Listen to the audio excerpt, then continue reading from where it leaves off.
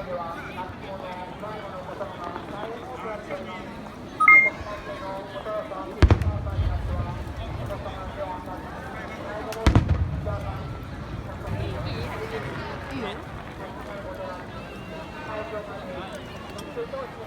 ノ島の花火大会に来ています。イエーイ。多くないよ。というわけで10月15日に行われた藤沢江ノ島花火大会に3人で行ってきたので、その様子を動画と写真で紹介します。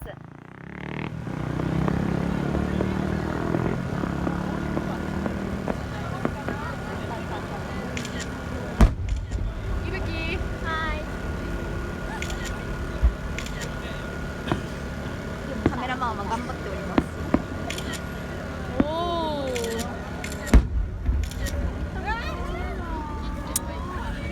な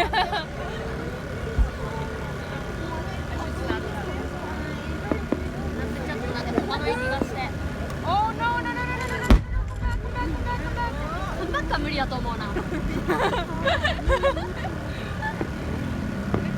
going ってならいけるけど。So the fireworks is about to end. Even though it was crowded with tons of people, we were glad that we went to watch it. Fireworks in the fall is actually rare since Hanabi Taikai is something that is a symbol of summer.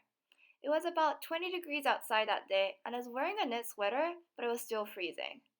Since only the three of us were able to make it to the fireworks this time, we hope to go to a different one or maybe this Enoshima Fireworks next year with all four of us.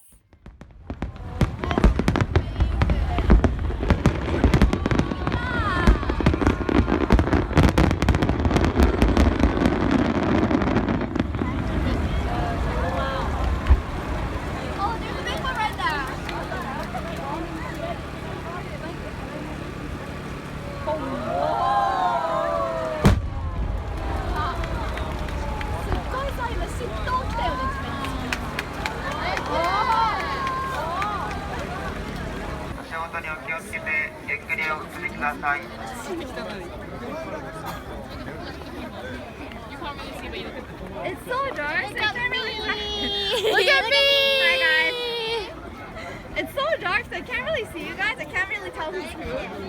でもとりあえず超混んでる。動画撮るよ。Look at all these people around here. We can't really see anyone. We can't even walk forward. And look at me. There's Nana. There's Honoka.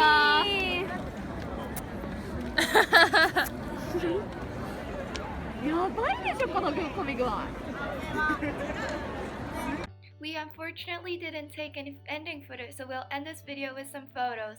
Please subscribe to our channel and follow us on all social medias listed in the description box below. Thank you guys for watching and please stay tuned for the next video. See you!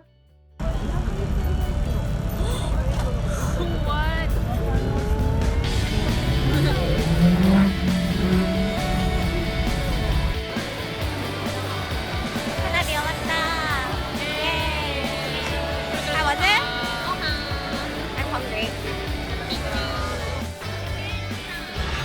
どうした？